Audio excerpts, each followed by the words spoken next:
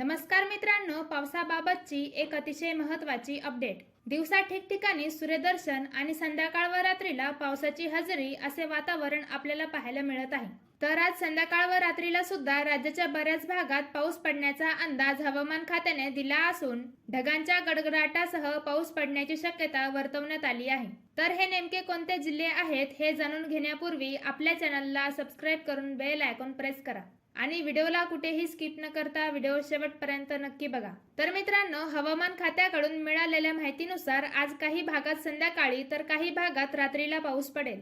तर यामध्ये धाराशिव, लातूर, नांदेड तसेच परभणी, वर्धा, यवतमाळ आणि वाशिम या जिल्ह्यांमध्ये पाऊस पडण्याचा अंदाज आहे। पण हा पाऊस सर्वदूर पडणार नसून सांगली, सोलापूर, सातारा, कोल्हापूर, ठाणे आणि रत्नागिरी या भागांमध्ये सुद्धा मेघगर्जनेसह पाऊस पडेल। त्यानंतर काही भागात हलका ते मध्यम स्वरूपाचा पाऊस देखील आपल्याला पाहायला मिळेल।